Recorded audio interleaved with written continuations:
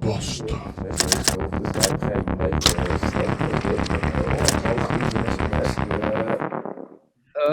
Yesterday, it was the 1st of May. You mentioned it already, Sjors, but both of you have been out on the streets in Paris. Can you share a little bit of your experiences with us? Sure. You go ahead. Okay. Yeah. Where to start? In the morning I attended a meeting of the Internationalists. I don't know if all of you know it, but it's a kind of communist paper or journal. I don't know them so well, and I don't necessarily agree with all the things they write, but I thought, okay, it would be nice to participate with something and to find out what they do. And they're kind of Marxist, and I also do some Marxist stuff, so I have some points of connection. And it was that was actually a quite impressive part of my day yesterday, because it was in a theater, Place des Glaces, not far from the Place de la République. And the room, well, there could be 500 people in the room, and it was just fully packed already 10 minutes before the meeting started. There were like 6 or 7 people who gave a speech, and it was quite inspiring, and there were a lot of maybe you would expect a lot of French people, but actually there were people from all cultures, and especially a lot of Black people also. I don't know if they really like focused on getting a lot of people from other groups in society, but What was the language? The lineup? No, the language. Did they talk? The language. It was in French. Okay. Yeah.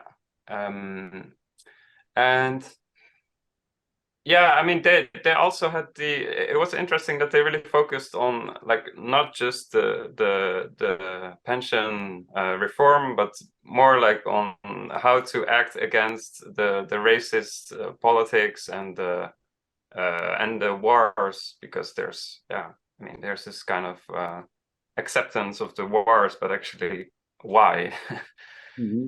And it's a kind of background, a nice background, I think, to this kind of political how to say, like there's a kind of projection that it's all about the pension, but actually it seems, if you really think about it, it's not about the pensions. It's much bigger than that. Or it's only one manifestation of the bigger problem. So yeah. So that was, I think, a kind of a eye opener also. And then I went outside, and then I was talking with them, and they just, here, go and spread the journal for us, please. And I didn't really think in that moment, and then I just like, okay, well, I don't belong to your organization, but well, if you're motivating me to do it, well, I won't say no. And they gave me some flyers also, and I just started to hand out the flyers and to see how it works. And that was also quite nice. I mean, I spent maybe an hour or so to try to invite people and to give them some flyers and to just talk with other manifestants, which was a funny surprise. I mean, I hadn't expected that part, but it's nice to have a kind of action part in this sense, and I could talk with others from Internationalists, and I mean, I don't know them so well yet, so it's still quite new for me, and it's interesting to be in this to be in the neighborhood of some kind of political organization, but at the same time I feel like hello. Ja, dus, Joke die is inmiddels ook aangesloten. Hallo Joke, we spreken in het Engels. Mauricio heeft ons inmiddels verlaten. Dat was in het Frans. Maar naast mij zit Ophelie en die spreekt geen Nederlands. Maar wel Engels. Dus daarom zijn we nu op het Engels overgegaan. En Gertjan was net aan het vertellen over zijn ervaringen gisteren in Parijs. Dat ga ik zo meteen ook aan jou vragen. Maar Gertjan, ga nog even door als je wil. In het Engels dus. Yeah, I can shortly summarize. Yesterday I joined. There was a meeting from this journal, Internationalist. It's like a communist, Marxist group who try to write a journal like that every 2 months, I think, or every month. And they just go around everywhere to try to get people activated. And so yesterday they also had a meeting and they had a lot of speeches about acting against racism and about acting against the wars also. They're kind of strongly anti-war, which is good, I think. And then kind of spontaneously, I joined them also in handing out these flyers and these journals. Actually, I didn't expect this, but it was an interesting experience. And then basically, I tried to join the manifestation, but that was the moment also when the thunder broke out, and then I guess you had the same experiences, maybe that it's. I joined after the thunder. Okay. So it's like estafette. Yeah, I know the second part of the day, sort of. Maybe you can share your experiences then. Yeah. So I went after the thunder, and the sun started to shine, and I just walked along on the cortege, so it was quite quiet, and I heard people do the chanting and the singing, and what I noticed that it wasn't at all about travailleurs, about the workers, even though it was Labor Day. I heard one song about travailleurs, but I couldn't understand what they sung. But the others were all about the police, like how much they hate the police. Like it was constant.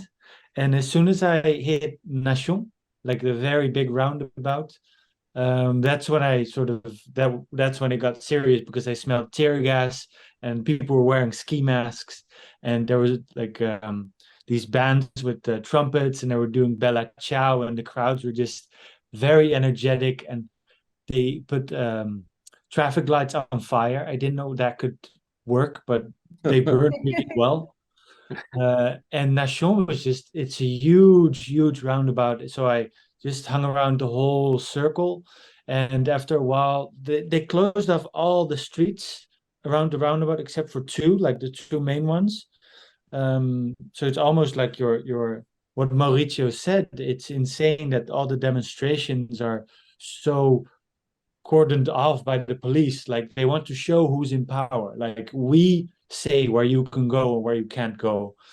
And there was one area of the roundabout there, that's where sort of the aggression was focused, and you had this dance of the police doing a charge and then people running away, and then as soon as the police went back, people went to the police again. So it's like for like 2 hours they just went back and forth, and I was getting closer and closer because it's I wanted to see what was happening.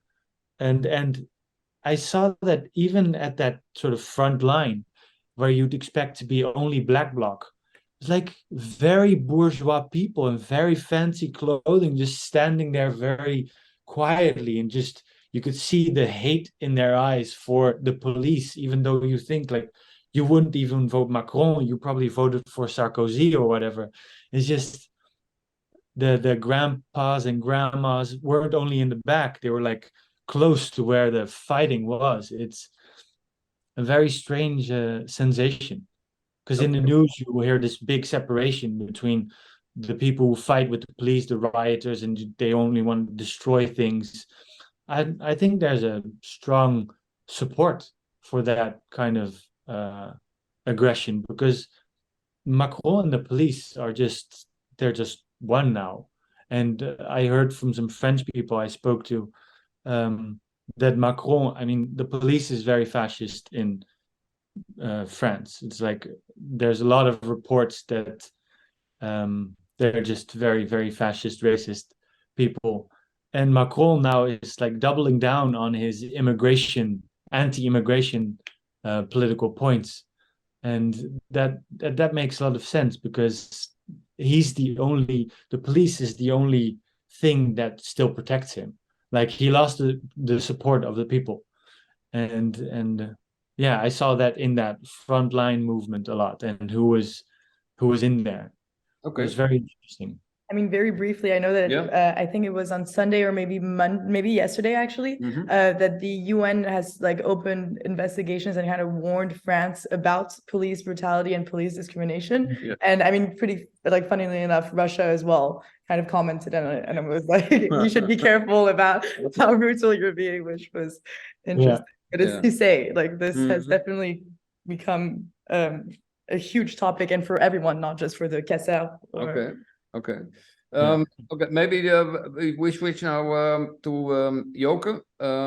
This was, by the way, Joke, I don't know if you know the others. This is Sjors Roeters, who writes for Vrij Nederland, among others. And the one, at least for us, in the middle is Gertjan Buijs. I'm not sure whether ik weet niet of ik het goed zeg, Gertjan. Maar volgens mij ben jij nog steeds PhD-student in Parijs. Nee, ik heb een master afgerond, maar ik ga inderdaad richting... Ik ben aan het toewerken richting een PhD in filosofie ook. Maar jij woont in master. Oké, sorry. Ik ben gelijk benieuwd waar je de master gedaan hebt. Nee, ik heb aan de UvA heb ik de master filosofie gedaan. Oh, in Parijs. Ik heb ook een Erasmus-uitwisseling en ook een jaar de master ook gedaan. Maar ik ben wat jaren bezig geweest in de master en het duurt wat langer. Maar ik heb allemaal stappen gezet ondertussen. En het wordt tijd om te beginnen aan een PhD over niet al te lange tijd, zeg maar. Dus, En dit is Joke Hermsen, schrijfster en filosoof. Onder andere geschreven over Rosa Luxemburg en Hannah Arendt en andere interessante en beroemde vrouwen uit de recente geschiedenis. Ik heb begrepen dat je inmiddels ook een hoorspel hebt geschreven wat binnenkort in première gaat over Rosa Luxemburg. Misschien dat je daar ook nog even iets over kunt vertellen straks. Maar allereerst, we switch to English again. In the first place, we are interested what your experiences were in Paris yesterday. Yes, well, I was not in Paris. Okay. Because we went straight on to it's the center of France. Uh-huh. So we were, it's between Nevers and Auxerre. Uh-huh. So these are, old cities where still is some industry left. And this means that there are still a lot of workers who are still member of the unions, which has played quite an important role yesterday, because we have seen many more manifestants, protesters in these little old industrial cities in France. And this it's not only now playing in Paris or Lyon or Rennes or Marseille, it's also in Nevers, Auxerre, even in Bar-le-Duc, in really small cities. And then we talk about, these are maybe there are 20,000 people who live there, maybe not even. And then we're in Nevers, for instance, and there were like 3,000 manifestants present. So, and very peaceful. There were no black blocs in Nevers nor in Auxerre. But this is another thing I heard, from the neighbors, the newspapers, the television, that the black blocs are also now nationalized, as we may say. It's not only Paris, it's also Lyon, it's other cities, Nantes, for instance, and I think this is an interesting topic about yesterday. Yeah, how should we position ourselves towards this development? In France, we hear, left to radical left having trouble with this development of the black blocs taking over the manifestations. And I was just wondering what your ideas are about this, because I don't know whether you see the videos, but it's not only violence from the police, like we said. It's not only coming from the police, it's also coming from these black blocs more and more, and it looks like a civil war, honestly. If I see, you have several accounts on Twitter, for instance, like Violence Policière. So they make a record of every act of violence by the police. But you have also other accounts, and they show, well, these clashes between what they call the black bloc, they say in France, and the police. So I'm a little worried about it. Why am I worried? Because I was so happy that for the 11th time on row, the French people went out to the streets to protest against the policy of Macron and his friends. And now people are getting afraid to join the manifestations. So my impression is a bit different than what Sjors, told about Paris. I see a growing worry about the escalation of violence, not only from the police, which is evident. I wrote about this for the Jacobin. I wrote about this violence. It is excessive. It is frightening. It is incredible that in France the police has become such a military instrument, I would say. But it's also frightening, this development of black bloc. So I would like to, maybe we could discuss about this. Well, I have something to say about that, because a few years ago I went to the site in the west of France, near the border with Bretagne, where they wanted to build a huge airport. The whole terrain was basically squatted by activists already 20 years ago or something, and in that way, they wanted to prevent the French state from building this new airport. Originally, it was meant for the Concorde, but we all know what happened to the Concorde, so later on it became something else. But still, they wanted to build this airport. And when I was there, the police moved in, also very violently in huge amounts. But what I found very interesting was that there were black bloc people. They were manning all the barricades. I haven't seen barricades so strong and so high and so big as the ones that were there. But then again, they had tanks and I don't know what kind of equipment, so the barricades would not last forever. But what they did was that they were very clever in moving or building new barricades on the other side of the police. So they were locked in a way. But what was even more interesting was that there was a huge crowd of, let's say, ordinary French people from Bretagne, elderly people, young children even. And they were not going away when the police started to use violence. They were just moving. They were moving through fields, and they were chanting, singing. And they were very peaceful, but that happened at the same time as the stone throwing and what else by the black bloc people. So it was both at the same time. And somehow I found that very effective. And the police did not know what to do because of that. They did not know whether they had to use maximum violence or that they still had to be a little bit more careful because of all the elderly people and the children. Of course, this is precarious because, when they start to use real violence, it becomes very dangerous for these elderly people and these children. But still, I found it very interesting and it was effective. Yes, I understand. I know the images. I saw a documentary about this. And it also happened a few weeks ago with the water basins. I don't know whether you saw images of this. It was incredible. The police came on they have these crazy motorcycles.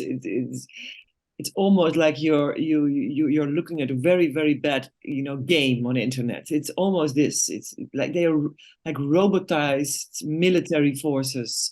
It's incredible. But I must say that the last months, maybe weeks, this black bloc violence is changed also. It's not only casseur. Before, during the Gilets jaunes, I wrote about the Gilets jaunes in the book Tijkeren. Gilets jaunes, there were a few dozen or a few hundred in Paris, and maybe of casseurs who broke the windows of the very expensive shops and banks. Okay, but now it's not only stones anymore, it's Molotov cocktails. And I don't know whether you saw the image yesterday of the policeman who really got on fire. He was burning from his head from Molotov cocktails. So, I mean, this is something else than the casseur we know from the Gilets jaunes. It has changed into something else. And I only, I'm suggesting that we should talk about this strategy, the political strategy behind this. Because, I think that France is, the French population has been so solidary with each other and with the unions and with the manifestations. And I'm not sure whether this new development is, how do you call it? Yeah, it may be counterproductive. Yeah. You mean? Yes, I'm afraid of that. And it would be such a pity, because this is my question. What is, maybe, I'm wondering about this since I saw these images yesterday. It was incredible. Also in Lyon and also in other cities. It's not only Paris.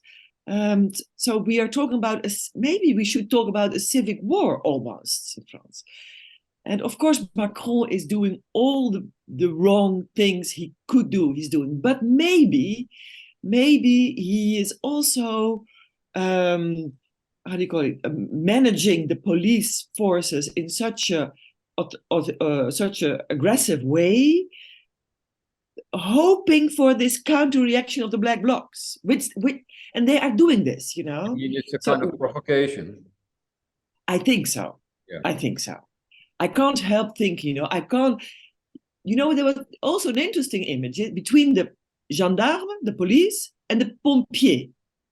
And the pompiers, these are the people who go out to, not only for the fire, but there's a fire somewhere, but also, for instance, my neighbor here, he's in bad health, and every month the pompiers who come to his house and to get, So these are the voluntaries to give first medical aid in the region and and for the fires that are burning.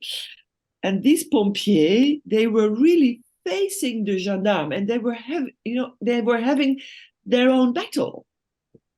So this is an interesting image. No, you have the pompier and the gendarme face à face, face to each other, and the pompiers, they were shouting at the police. They were saying, "What are you doing? And don't you belong to us? You belong to." So now you have the pompiers fighting with the gendarme, and you have the black blocs fighting with the gendarme. And in between, the French population is not only getting desperate because of Macron, but it's also getting a bit afraid of all this violence. This is my personal impression, I must add. And also what I heard from some radical left French politicians. Maybe we should ask Sjors or Gertjan to reflect on this. Yeah. Yes, please. I would love to reflect. Absolutely. Oh, you go first. Are you sure? Yeah, go for it. Thank you so much. Thank you. I mean, I guess I was going to start first with like a kind of personal reaction to it, where yesterday when I was watching the images, and so I'm French, just to make that clear, I cried. I literally cried watching the images and hearing on one side the slogans of the manifestants, of the protesters that I support, ideologically speaking, I fully do, that were screaming policiers, assassins, violeurs, all of these extremely violent terms, calling them so killers, rapists, etc. And at the same time, you see someone that is hurt and that was hurt by the police, yes, but the police trying to come and help them, but all of this internal battle and everyone just screaming at each other, and it was such violent images, I couldn't stop crying because it does feel like a civil war.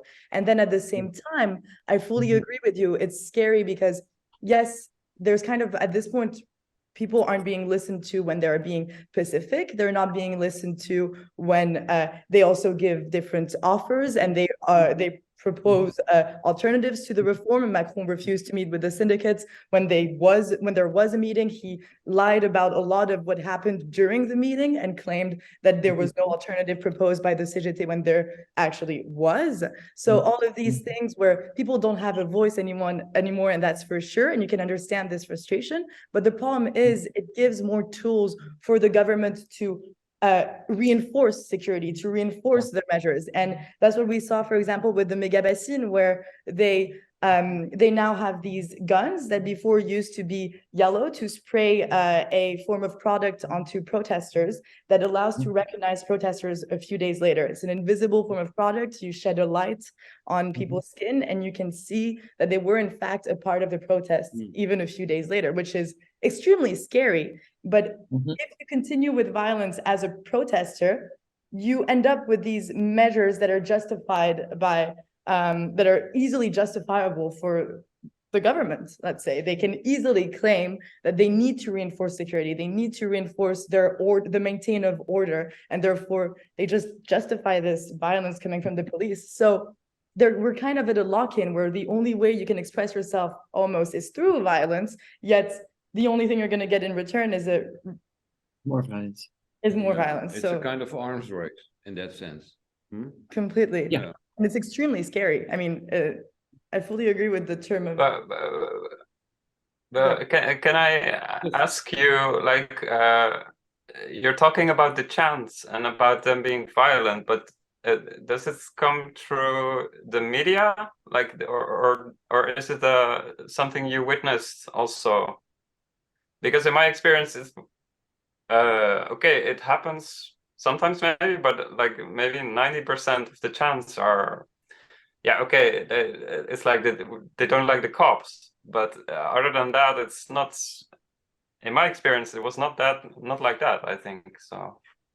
I think that it's a really interesting point that you bring in the sense that the media is going to retake those slogans and enhance their presence. But I did see it from non-traditional media, from, let's say, Twitter, from private users sharing this information. And it was a mix, all of these retweets coming from, these videos of police brutality, but also it was more of, actually, the specific chants that I heard was from Brut, so one of the media channels in France, and they do these live recordings, like these live sessions filming the protests. And so you kind of get to be in the midst of the action. And there was this scene with someone on the floor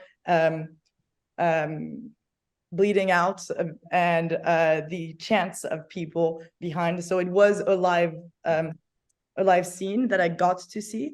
But I still think that it's a very good point because the problem with these chants also is that these medias that are controlled by oligarchs or however you want to name them they're gonna be reused. They're gonna be reused and they're gonna reinforce the discourse of this is a violent protest. First and foremost. I think so. Yeah. Sjors, heb jij er een? Do you have an opinion on this, Sjors? Yes, I do. It's a very tricky subject, as you all said before, and especially the Molotov cocktail on the policeman, and he was burning and heavily hurt. I mean, the police as an institution is very violent, and I reject it. But there's also a human being behind it, and even though he participates in the violent system, he shouldn't be burning by a Molotov cocktail. And also, if the protesters are more violent, you invite the violence of the state. Also, but I think also it's effective in that sense that you make the government, the state, show its real teeth. And then you radicalize people. And that is what is needed, I think, to get things going again. Because Macron is like a machtspoliticus, like a true Machiavellian politician. He doesn't give a shit about the people, I think. He just cares about his own reputation or whatever. And I think if we look back at history, for instance, one of the most ambitious and progressive policy programs in Western history, at least, was the New Deal in the 30s. But that wasn't ushered in by some kind of idealistic president. He was forced, not by unions, but by militant insurgency, spontaneous.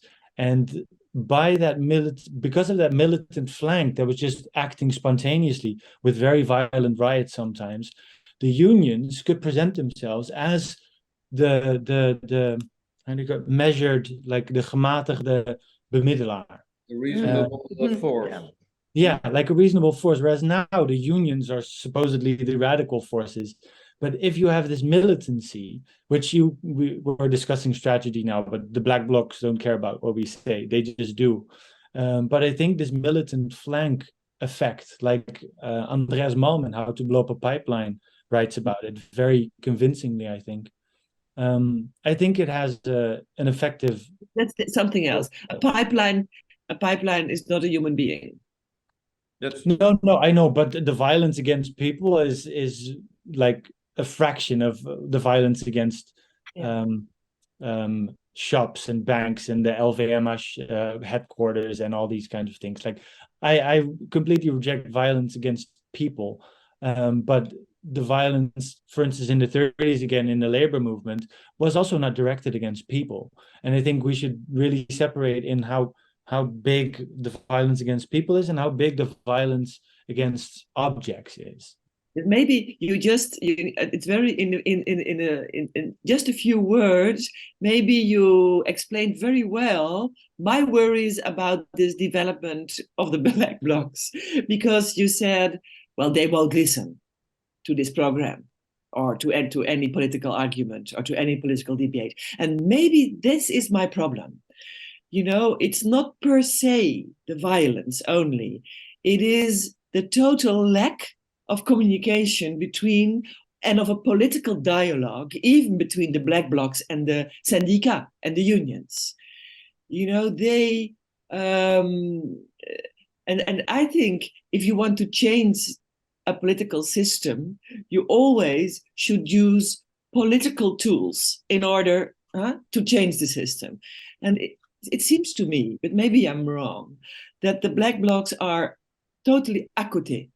They are doing their own thing. They are not in dialogue with nobody except with themselves. And this, I'm not sure whether I'm so happy with. But isn't that the case for Macron too? Yes, but I'm not happy with that either. So I'm. But maybe we should think of something else. I'm all the time thinking of, I can't help it, of the Russian Revolution.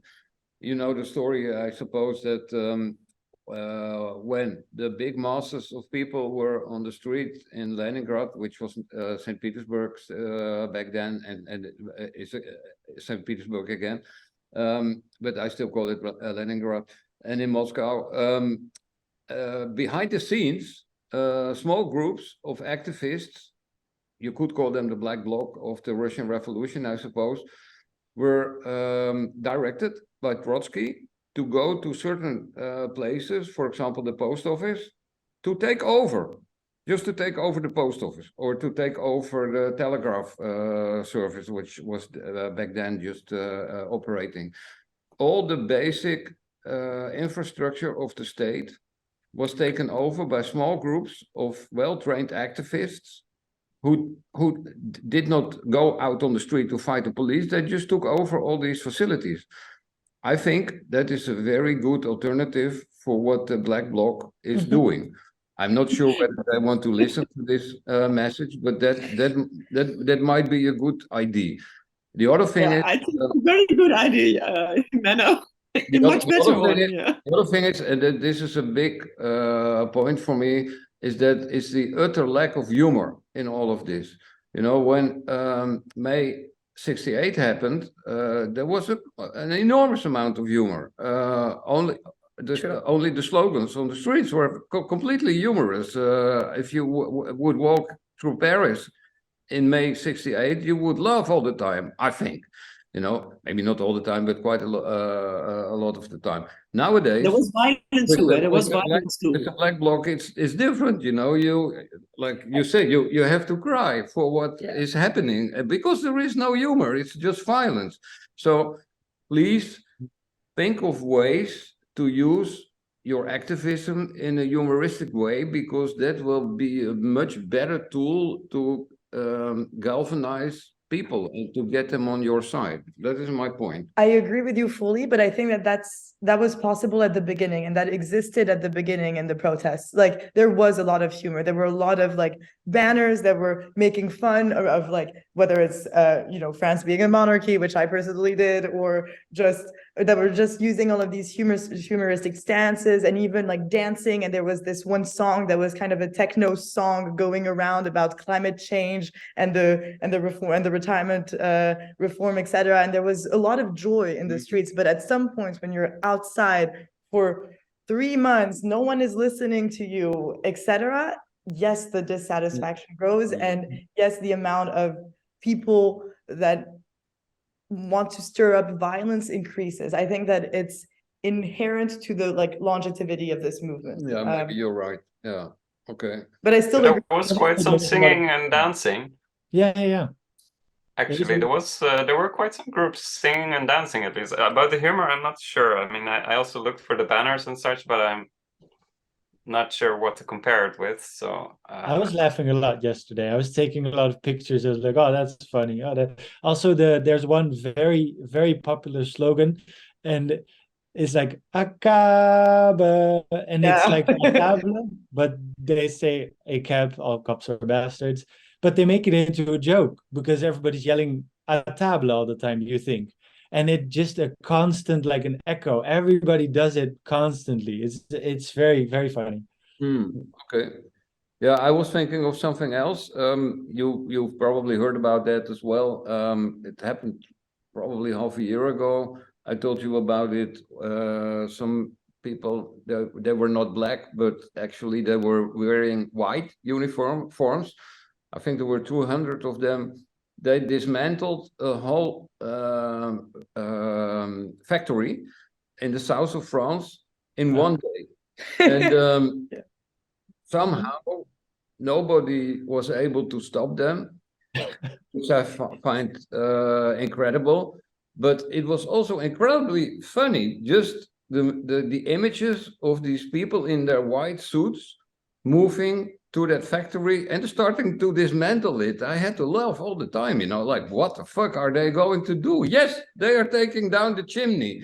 You know, that kind of action also requires a lot of courage, mood.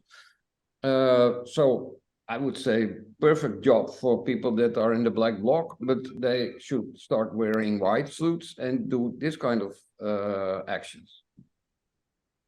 Do you know? I mean, I'm asking the other two guests. Do we know anything about the background of the black blocs? Do you know anything about this? Who are they? Do we know? I think it's a lot of Antifa.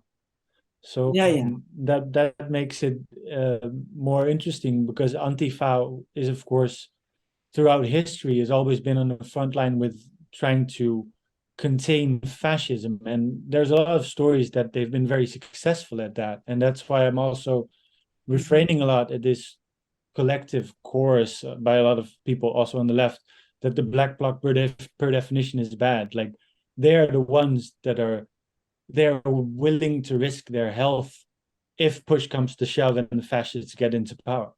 Oh, yes, but just to be sure, I'm not within this chorus. I am only asking a question about the political strategy. This is my only question. Because, you know, until yesterday, I used to cheer the black blocs on my own, you know. I didn't think this was a problem. But yesterday, I'm just, you know, too shocked by what I saw. So I'm really, you know, do they think in a political strategic way of any kind? Well, for sure, I should pay more attention to the black bloc from now on. But actually, yesterday I also had the feeling that, I mean, the black bloc, they're kind of, so they're radical leftists, right? But I also had I was not really managing to get very close to some of the conflicts yesterday, because at Nation, it was really like, I mean, the divisive tactics of the police was so efficient. I was also really, it was really hard to move around at Nation.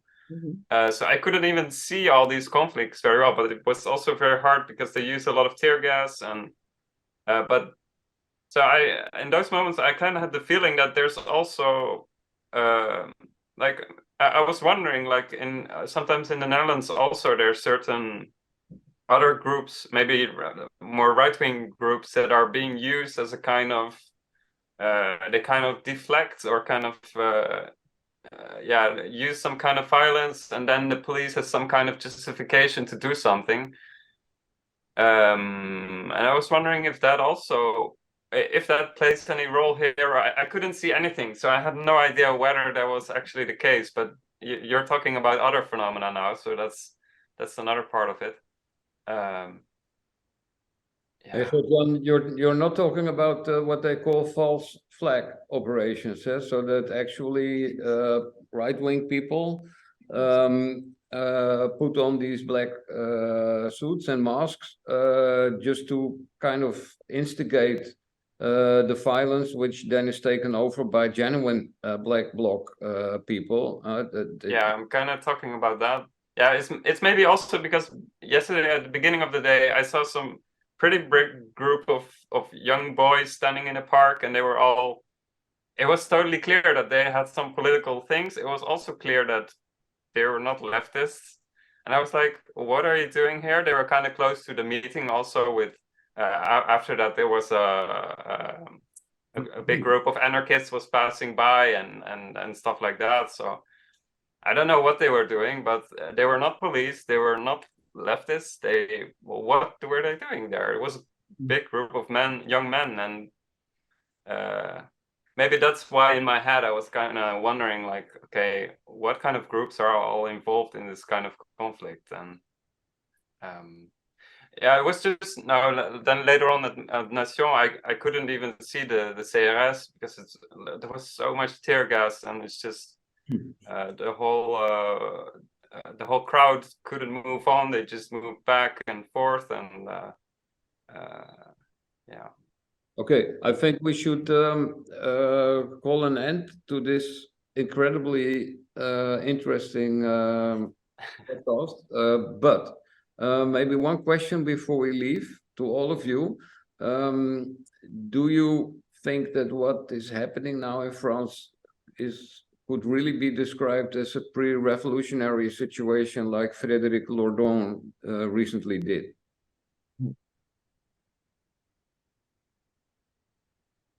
Am I first? Apparently.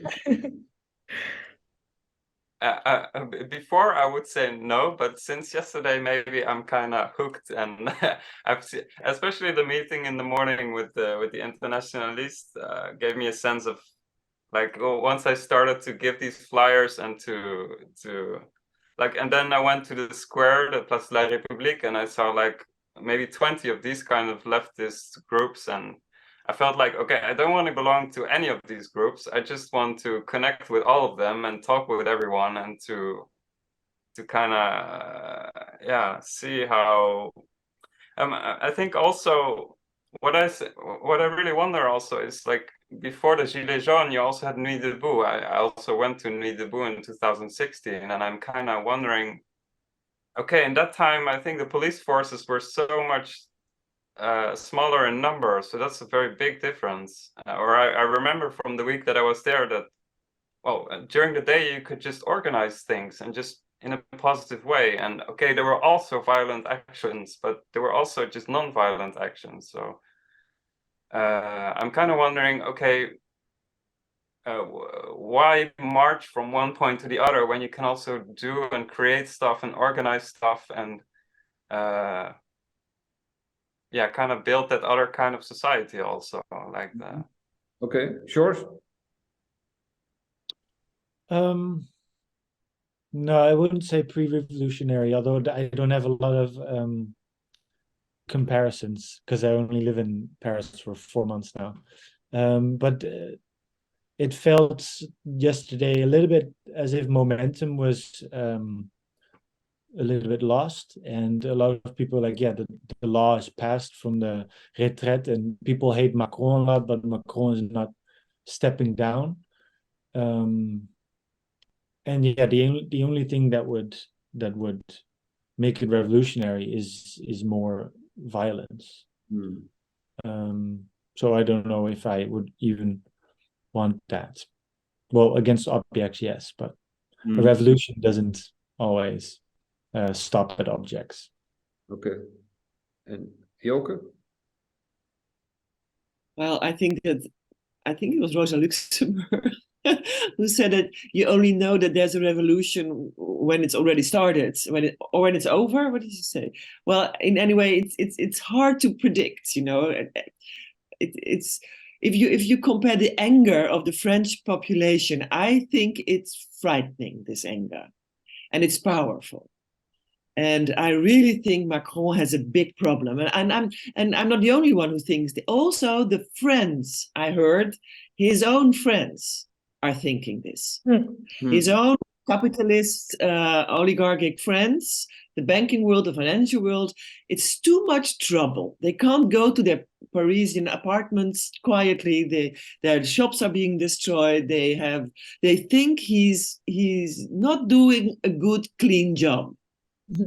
As they hoped he would. So I'm not sure whether Macron will leave in the end, or whether this revolutionary mood will spread. I really could not predict it, but the situation in France is remarkable historically, to say at least. It's remarkable, and maybe to end with a word of hope, it's also hopeful, because come on, we in the Netherlands, we accepted 67 years like nothing. We accepted the policy of Rutte all the time, like stupid sheep all the time. There's hardly any protest movement which is so vivid and so solidary as in France. So I must say that I think this is hopeful, that a lot of people rediscover le pouvoir du refus, the power to say no, the power to refuse. I mean, this is where everything begins. And in the Netherlands, I have the impression that people have forgotten about this power. They I don't know what. So for that, I'm very grateful to be able to live here for many months of the year and to follow this and to let's hope. My hopes are also with Sophie Binet. I'm not sure whether you know her already. Sophie Binet, she's the new big union, first female union leader of the CGT, and she's doing a remarkable job. I really think she is. Okay.